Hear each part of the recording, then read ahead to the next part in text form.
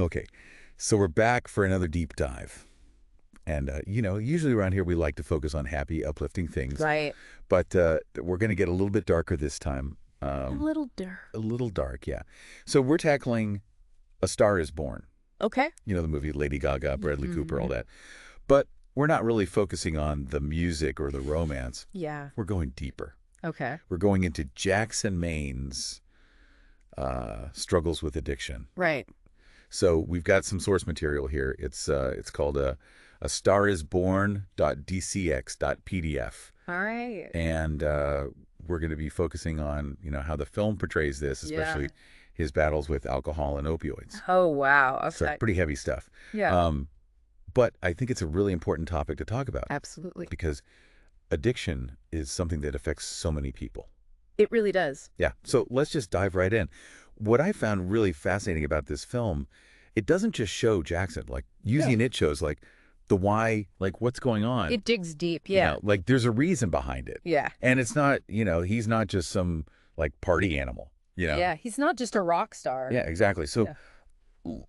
like right from the start, we see that he had his first drink when he was 5. 5 years old. 5 years old. That just blew my mind when I read that. Wow. And I was like, okay, so this isn't, a A kid bite.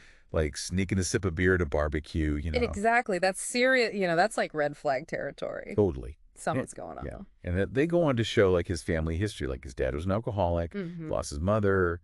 I mean, A lot of trauma there. a lot of trauma. Yeah. So, I mean, how much does something like that, like early, Oh, it's huge. It's huge. yeah, impact someone's like Absolutely. vulnerability to addiction later? Well, think about it this way. When you're talking about early initiation, 5 years old, a child's brain is still developing. And introducing substances at that age can actually rewire those neural pathways, making them far more susceptible to addiction later on.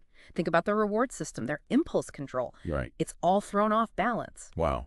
It's almost like, It sets them up. yeah, it's like setting them up like almost like a ticking time bomb. Almost, yeah, exactly. And especially in Jackson's case, when you consider he was surrounded by substance abuse, Yeah. it was almost like a family norm for him. He even, attempted suicide at 14. Oh, yeah, that's right. And so how does growing up, Well, it normalizes it. yeah, When you grow up in an environment where substance abuse is common, it becomes ingrained in their understanding of coping mechanisms. So they see their parents, their siblings, maybe even extended family turning to substances to deal with stress, pain, or just daily life. It becomes their go-to solution, their learned behavior, even when healthier options are available. it's like, it's so sad because it's like they don't know any Right, better. exactly. They Yeah. don't know any different. Yeah, it's the norm. And so, we see that play out with Jackson where he's like needs alcohol to function. Like he drinks Or an after before and after every performance. every performance. Yeah. And there's that like crazy scene where he's taking swigs from the bottle like right before going on stage. Oh, I know. That's wild. Isn't that like insanely dangerous? Oh, absolutely. It really highlights how addiction hijacks your decision making. Alcohol, especially in excess, it impairs your judgment, it lowers your inhibitions. You're not thinking clearly, and you're way more likely to engage in risky behavior. And, you brought up a good point. Remember that scene where he disrupts Allie's Grammy win? Oh gosh, yeah. He's clearly intoxicated. I mean, that's a painful example of how addiction can sabotage everything. Yeah. Talk about hitting rock bottom, like Yeah. your partner is like having this amazing moment and you're so messed up. You can't even be there for them. Yeah, you can't even be there for them. And what's interesting too is that like this is all happening while his career's kind of Declining. declining. Do you think he's using like substances to like kind of cope with? Oh, absolutely. It's a classic. It's Yeah. very common for people to turn to substances to numb emotional pain, to escape difficult realities. Think about the reward pathway in the brain. You use a substance, it triggers that release of dopamine, you get that feeling of pleasure, and the brain starts to crave that feeling, and you're more likely to repeat the behavior. So it's not even just a physical thing. It's like a It's a psychological thing, too. Yeah. It's all connected. yeah, totally. And then, the film also touches on his mental health struggles. A little bit. Yeah. It doesn't really like diagnose him with anything. Right. But like how often do you see substance abuse and like mental health. Oh, it's incredibly common. Yeah. It's like they go hand in hand. Conditions like depression, anxiety, PTSD, they often co-occur with substance abuse.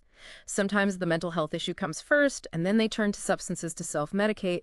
But sometimes the substance abuse can trigger or worsen those existing mental health conditions. It's a vicious cycle. Yeah.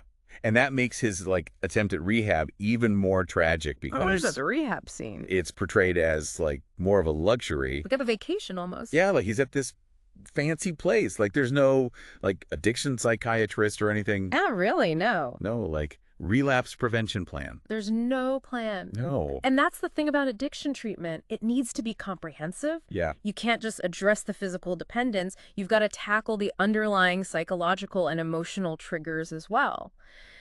Jackson, he needed therapy, a support system, a real plan to manage those cravings and prevent relapse. It's just looking at his story, starting from when he was 5 and then all this stuff, it's kind of a bleak picture. It's a tragic story. Yeah. But I think it also underscores a crucial point, which is that addiction is a disease. It's not a character flaw. Right. It's a combination of genetics, environment, personal experiences that lead individuals down this difficult path. Yeah. And it makes you wonder, if he had gotten the right kind of support. Yeah, if things were different. Yeah, could he have, been okay? Could he have had... Could he have found lasting recovery? Yeah, it's just, it's something to think about because, it is a movie, it's fiction. Right. But this is these are issues that are affecting So many people. So many people in the real world. Real people. So yeah, it's definitely something that, we all need to be more aware of. Absolutely. And yeah, I think that's a good place to leave it for today. Yeah, good deep dive. Yeah, maybe a little darker than usual, but we needed to go there. We needed to go there. Sometimes you got to get dark to shed some light. Right. That's right. That's right. All right, we'll be back with another deep dive soon. Until then, take care. See ya. Bye-bye.